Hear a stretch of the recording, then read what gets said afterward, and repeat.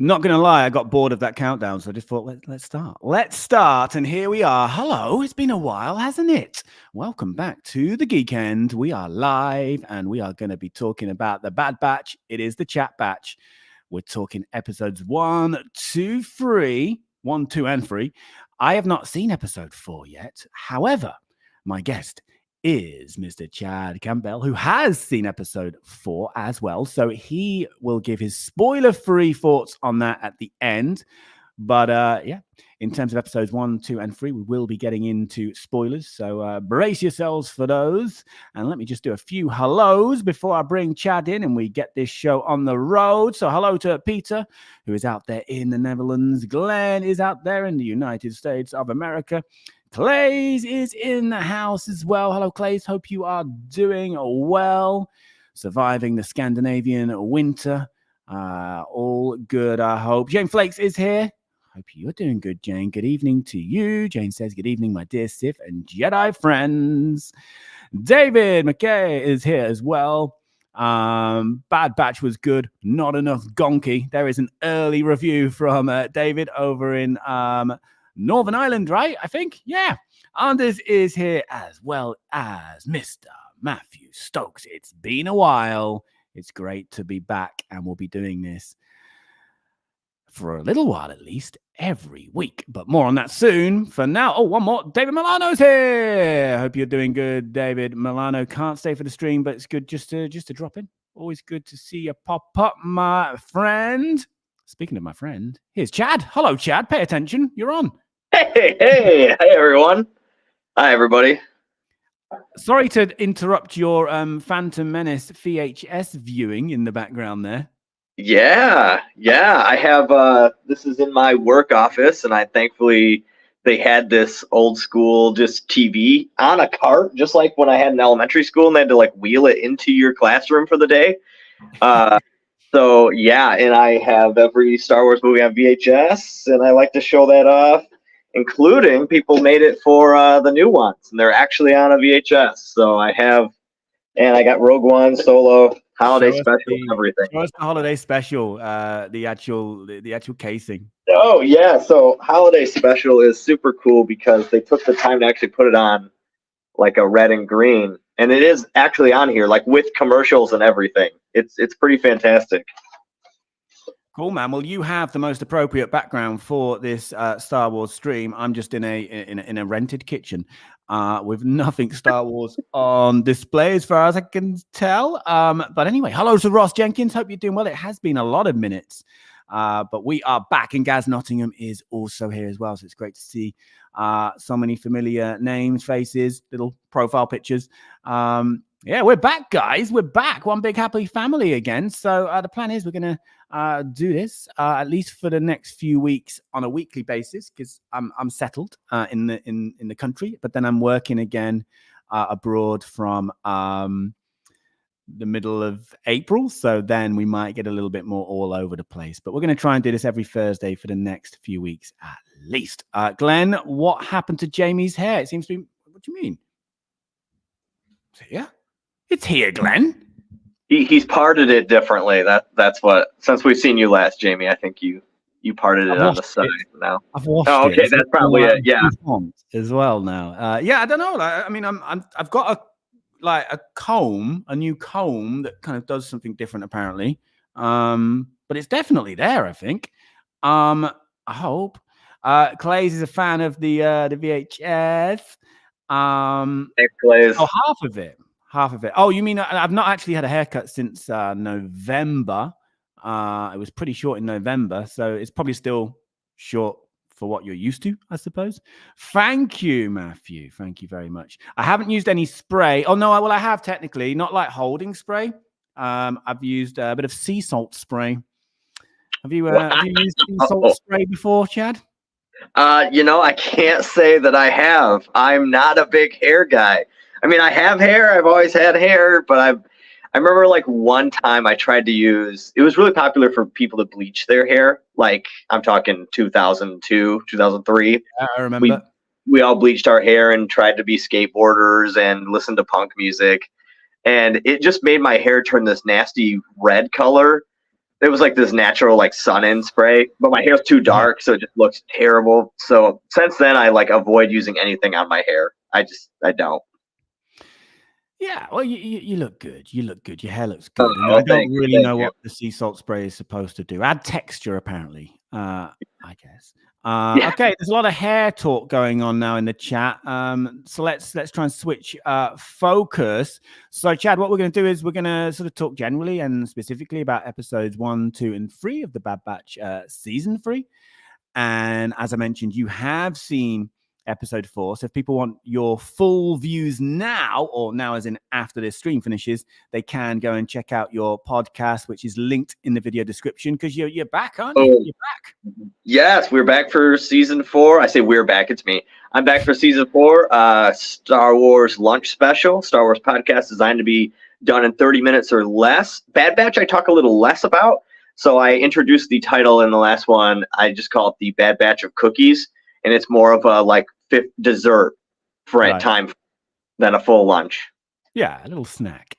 That's cool. So like I said, we'll get your spoiler free views on episode 4 at the end. So if anybody else like me hasn't seen episode 4, you can duck out or stick around at that point, because Chad will do his best not to give any spoilers. But if you want his full thoughts now, you can go and listen to the latest podcast episode. So you've got 2 episodes out at the moment for Bad Batch season 3. Okay, so let's talk about Bad Batch season 3. It all began with a recap. I always like a recap. Did you enjoy the recap? A very crosshair heavy recap. Yeah, I thought it was solid, and I think Crosshair really is the most important part of last season. Like, all the episodes that we all liked were the Crosshair episodes. I mean, that's some of the best Star Wars, is the Crosshair episodes. So I definitely was okay with getting caught up again and just being reminded of like, oh yeah, there are some big stakes coming into this. So that's pretty cool. Yeah, no, it was. And yeah, I think this is something that can be said, in my opinion anyway, from the 3 episodes I've seen. A theme has continued from season 2 where, yeah, whenever Crosshair is involved, this series just becomes instantly more interesting. And yeah, I think this was a solid batch of Bad Batch episodes to get started with, and shows there's a lot of potential for this series, and knowing that it all does end with this as well is quite exciting. And yeah, I think another consistent from the last season, and this obviously isn't a surprise either, is that it still looks and sounds beautiful and has that kind of adult feel to it as well. And yeah, I'm excited for the rest of this season, actually. And I don't really, as you know, I've been honest about this, I don't get anywhere near as sort of invested and excited for the animated series, but it does feel like this, because it has to end, and based on what we've seen so far from these 3 episodes, it does feel like this is going to be a very focused final season, and there's this larger narrative, and it all feels like it matters, and not just for the characters, but we're seeing it matters for the wider Star Wars world, connected story. So I'm pretty invested, actually, as far as animated Star Wars goes so far. Oh yeah, I mean, same here. I think I've always been really partial to Star Wars animation. I think, like I say, Clone Wars is 50% a perfect show, and then 50% you can skip. I really loved Rebels, but Bad Batch is the one that, for me, like, I had low expectations for Bad Batch. I was like, why does this need to exist? What are we doing here? I'm not sure if we need an animated show about the Bad Batch. Is that worth it? And it has blown me away. Like, it could probably take the place of my favorite Star Wars show besides, like, Andor, just because it has had some real emotional stakes. In a cartoon, I compare cartoons to, like, this is a family show.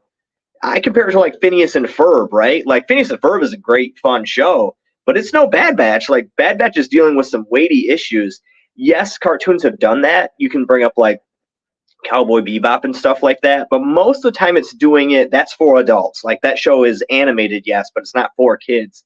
This is a show that's largely still for kids and families. That's its general audience that they're writing for. They're letting it get really dark and serious, though, and I am just blown away by it.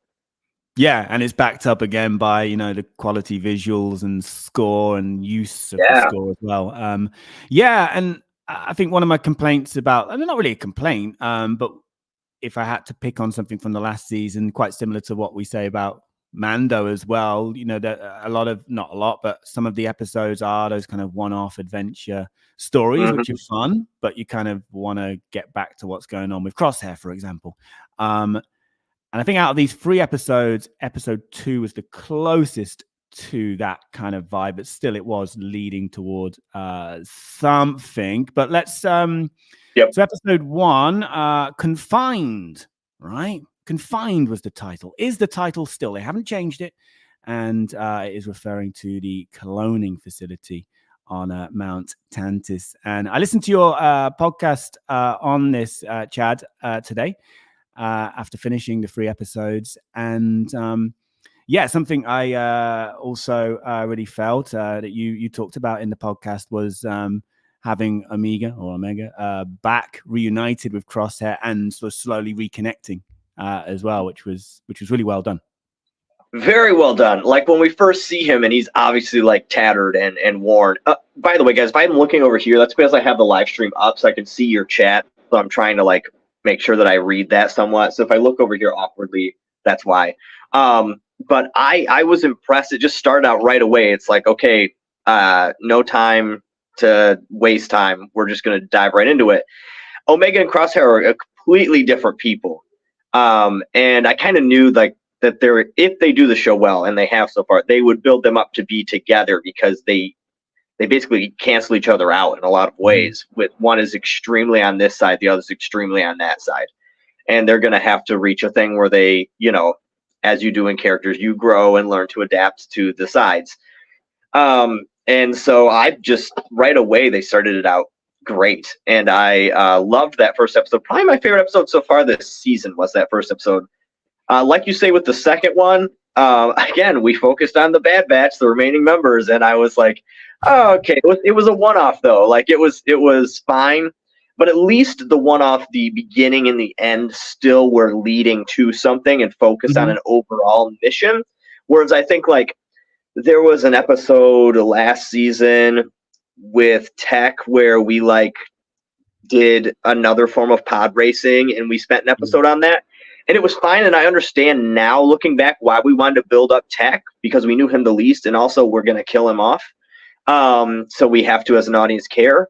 But it was still like, you know, the time I was like, wow, well, I'm never getting that time back. But now I know what it's for, and I trust the show even more on one-offs, that something's going to come back, or at least it's going to mean something.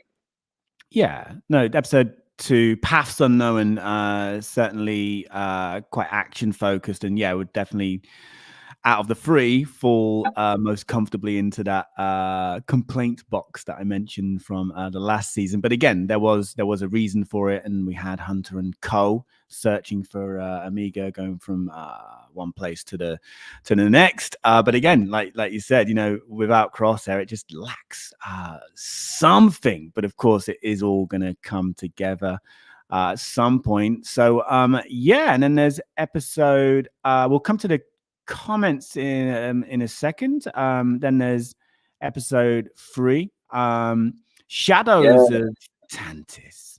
Shadows of Tantis. Yeah, I really liked this one. It was another Omega and Crosshair episode. I said right away, I was like, we aren't wasting much time this season. Like, we're just going right into it because we have a lot of story to tell, and they only have 15 episodes this season. I feel like they're probably going to adjust that in some way, so like episode 15 is long. I'd love to see it be the same length as episode 1, which was like 70 minutes. Yeah, I think that would be a cool way to go out, is to give us a lot to chew on in that last one. But episode 3 I really dug. Yeah, for me, probably we'll come on to scores in a moment, but probably the strongest out of the 3 for me. Like you said, another Amiga Crosshair episode that builds up their attempt to break out, inspired by Nala Say. And of course, yeah, I was gonna say, we can't forget the main thing though. Yeah, Palps, having a bit of Palps back in our lives. You know, it's just always great to have Palpatine in anything. I mean, there's a bit of debate about Rise of Skywalker, of course, but you know, just everything about him elevates whatever he's in for me, you know, and the way it was done here, you know, his entrance with the score as well, and of course a lot of setup as well for one of the directions this is obviously heading in. Did you enjoy having Palpatine there? I mean, we knew he was going to be in because he was in the poster, Yeah, and the trailer and stuff. It's in the trailer and stuff. So I was excited. I love where they're going. I do kind of hope that this is going the way of obviously his cloning and things like that. I kind of hope that we directly touch on that, because that is a big part of episode 9 that, like, if you think about it, doesn't make any sense. But Star Wars is great at taking things that don't make sense and then adding 1,500 pages of backstory so that it will make sense. And if this is one of those pages, I would be cool, because it's one of the best pages you could give us. And it all makes sense. Like, that's what I've enjoyed about this, is everything that is leading to kind of makes sense within this world. And we do get something as good as the Bad Batch, which, again, I thought was going to be a comical one-off about 4 weird beefy dudes. And it turned out to be like just a really great roller coaster that I'm on. Yeah, well, a lot of setup in episode 3, and hope they deliver on it. So let's pop over to the chat. Then we could give our scores for these 3 episodes, and then maybe you could give us your little spoiler-free thoughts. Well, is there anything else we need? So here's something that I asked about episode 3. Yeah. And I don't think it is. I think it's just one of those circumstances where they chose that same color. But when they are showing, they're talking about the project or whatever, and they show Necromancer. Yeah, Project Necromancer. And so they're showing this like person on this like sheet or whatever that they're doing, and that person is blue and wearing white. And I naturally thought, is this Thrawn? But I don't know if that makes. I don't know much about Thrawn and his past and everything, so I'm like, maybe that makes no sense at all, and it couldn't be Thrawn. To be fair, like, Thrawn doesn't come around for a while still. We still have until like end of Return of the Jedi until he's a thing. Mm-hmm. But I've just found that interesting that they chose that color on the creature or on the person in the design that they're showing, that they're like hinting to they're testing for something, and the thing is blue. And so I don't know. That's just my own thought, is why did you choose that color? Was it to throw someone like me who doesn't do their research? Because job well done. Yeah. Well, I'm sure there is someone in the chat who has done their research. I know Gaz Nottingham's here, who is well read up as well. So maybe he can shed some blue light, a lot of red light actually in that room, wasn't it? Yeah, really cool. So I think say hello to Costa Rica as well. Hope all is good. Oh wow! Hey. Yeah, we are global. I've never known how to say. I think I've murdered this a few times. Di Grillo Customs. But anyway, long time follower of the channel. So I'm sorry to be disrespecting you once again. Gaz asking the important question. We finished Rebels. I mean, it's a new year. It's still on my resolutions list. No, the answer is no, and I'm going to give you the same old excuses. Just time, to be honest. It's not a lack of not wanting to, and now Bad Batch is on, so that's taking priority. But it is going to happen one day. And anyway, do you really want me to finish it? Because then you won't be able to ask me this question, which has become a theme. It's become a thing. So, like, how far did you get before you had to stop? I was in season 2. I will have to go back now and sort of recap on what it's been too much of a gap. Like in the middle of season 2 or something? No, you weren't like quite early on. Quite early on. Oh, okay. Season 2's ending is what made me commit to watching the rest of the show faster. Yeah. Well, I didn't not enjoy what I've liked what I've seen. It's not like I'm finding it a struggle. It's just right. Time, man. And also I'm trying to work on myself a bit, being more present, not looking at screens as much and stuff like that. Oh man, so many distractions, Wow. That's I'm good. failing, by the way. I'm definitely still not a very present person, but I'm trying. At least I'm sort of telling myself I'm trying. No, that's good. That's good. Healthy. Ross says, I'll be honest, I haven't had a chance to watch the 4 episodes that are up so far for season 3. Hopefully tonight. Well, hopefully we didn't spoil anything for you, Ross. And hope you enjoy them. I'll probably watch episode 4 tomorrow, if not over the weekend. And we'll talk about that next week with episode 5 as well. And yeah, Glenn said earlier that he also agrees that crosshair episodes tend to be the stronger episodes. Glenn also misses Tech, favorite character from this show. And Peter will only believe Tech is gone when he sees a body. So I want to comment on that, which is I do hate when shows do that, when it's like they're dead and now they're back alive. And some shows do that a lot. I mean, I think episode 9 does that like 20 times within one film. And I just think I do get tired of that. It's so comic booky, but it's also a trope that like exists in things. Oh, Chad, you've gone. Chad's gone, everyone. Someone did not like the cut of his jib, and he's gone. But he'll be back, I'm sure, and he'll finish that enlightening point he was in the process of making. Matthew Stokes said, can't lie, I find Omega annoying. I thought I was going to find her annoying, and I've ended up finding her a lot less annoying than I thought I was going to find her. I actually like her. I like her, and I think as a character, she's going to get more interesting with this season. Obviously, playing a crucial role in the storyline. But yeah, I can get why you would, though. Glenn says, like I mentioned elsewhere, the cinematography on these episodes has been awesome in the original sense of the word. Ross says, it won't bother me, honestly. Don't want to ruin the chat for everyone. And Tech isn't dead. We'll come back to what Chad was saying on that. Hopefully, if Chad comes back, that is. Yeah, I Googled that. Oh, Chad is back. Chad is back. I'll just finish this comment. I Googled who voiced Palpatine in Bad Batch, and apparently it was Ian McDiarmid, sounding spot on. Hey, Chad, you're back. Hey, sorry. Mike's gonna sound worse and everything, but it's different. It's different.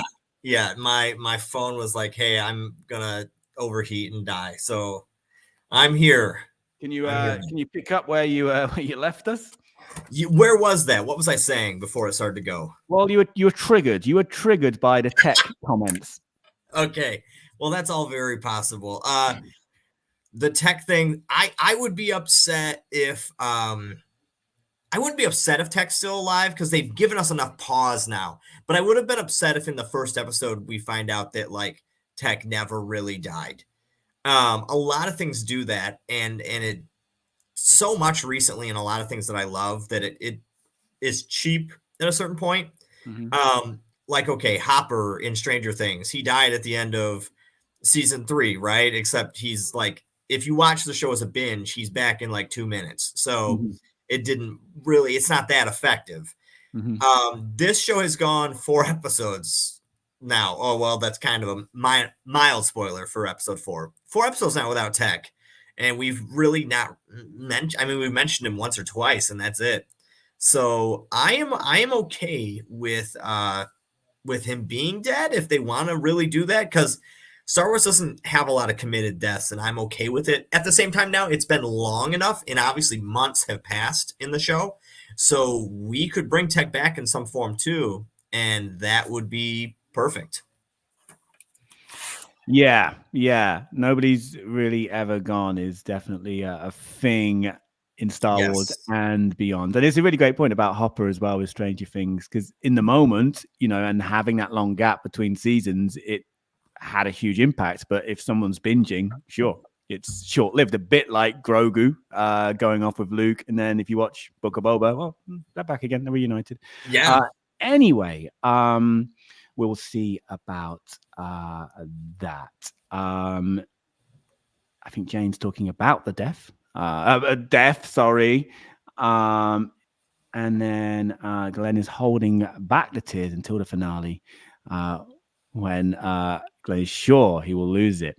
Glenn, we'll have to get you on for the finale if you can manage to like not sob your way through the entire stream, you know. Yeah, I really hope we get a grand finale here that answers a lot of things. So far, the writing though, like when they're on, and I'm hoping that it continues and that the finale just proves why I keep telling everyone to watch this show.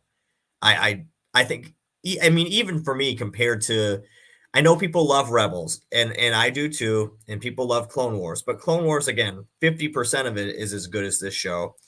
And Rebels has still some throwaway episodes and some slightly less focus than this does. So I'm loving this show so far.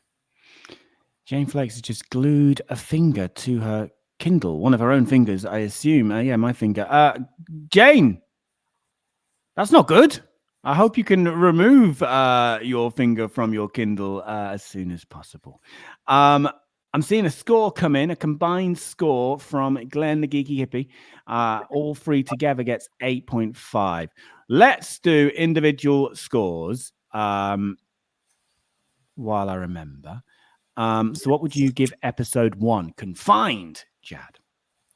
Episode 1, I gave a 9. I gave a 9. I thought it came back really, really well. Episode 2, I gave a 7.5. Episode 3, I gave an 8.5.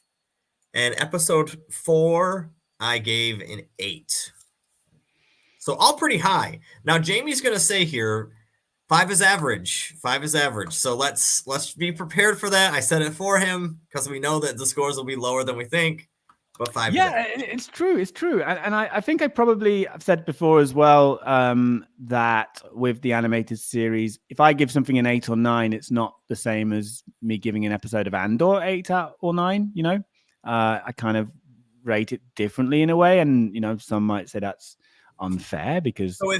So does that mean if it gets an 8 or a 9 animated, that's like a huge accomplishment compared to Andor, or it's lesser? It's lesser. It's lesser. Okay. Yeah. For me, just live action is on a different scale, I suppose. But so yeah, an 8 for a Bad Batch is not as strong as an 8 for, say, Andor. Okay.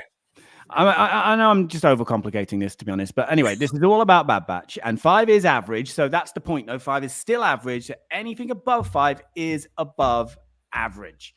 I'm going to give episode 1 7. I'm going to give episode 2 6.5.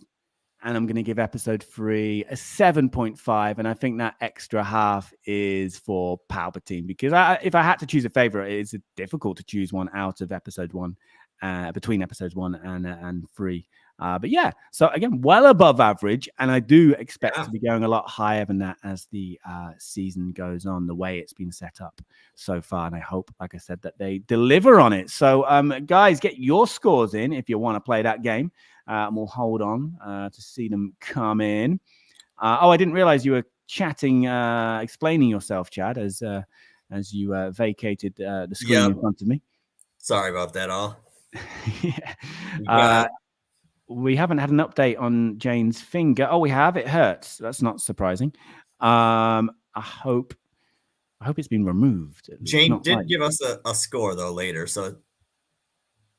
Oh yeah, she did. Type some. Where's the first one, Glenn? Here, I'd give 9 for episode 4. Oh, for episode 4. Okay, we need to get Chad's spoiler-free thoughts on episode 4. So we've got a rating from Glenn there for episode 4 and 9. Okay. Matthew Stokes, episodes 1 to 3 together, a 7.75. I'd probably go lower, seeing them a week apart as pacing could have been a little tedious. Peter, if 5 is average, then episode 1 was a 4.5. Peter, not happy there. Peter, it's hard to please. Peter, I feel like you don't like a lot of Star Wars recently, or at least animated wise. What one did you like a lot, Peter? I'm trying to remember what show you. Peter did not like Andor. He didn't like Andor. Doesn't like Bad Batch. I thought didn't enjoy Mando season 3, but I think still enjoys Mando. But I can't remember exactly. Yeah, definitely Andor was not a high one for Peter, but there was something he rated highly recently. Yeah. I think we said we'd get Peter on as well, didn't we, at some point? Yeah, we could do that. Jane, of course, does have her system, and she does appear to have her finger removed from the Kindle as well, which is good. So there's Jane's scores there. Also giving a score for episode 4, which I can't do yet, but Chad can do.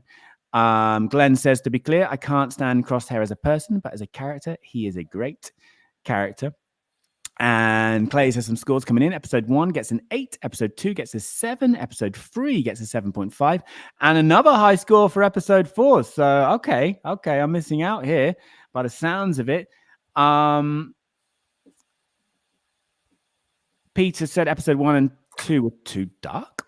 I think he means literally, like visually, they were too dark on his TV. He was talking about that. I thought they were lighter than episodes of Mando. I've seen way darker episodes of Mando where I'm kind of straining to see what's happening on screen. I think that's a lot of that's down to the volume as well, isn't it?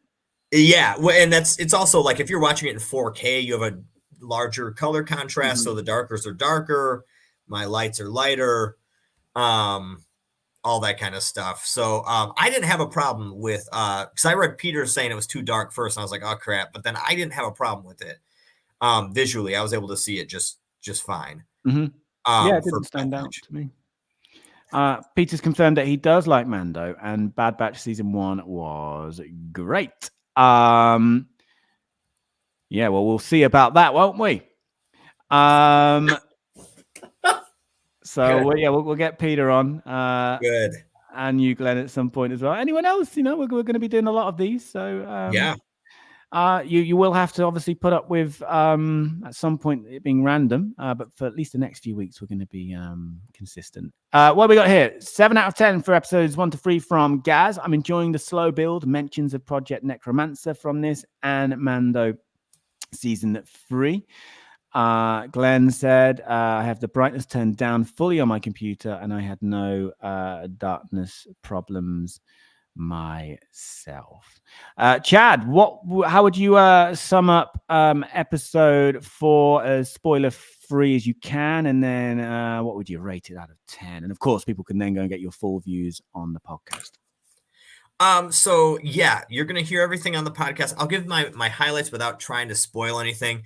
I thought that the captain in this, the soldier, the Imperial Guard, whoever he was, I thought he sounded like someone trying to do an evil Shrek impression. That could just be because we don't hear a lot of Scottish accents here in America, so all Scottish people are Shrek to us.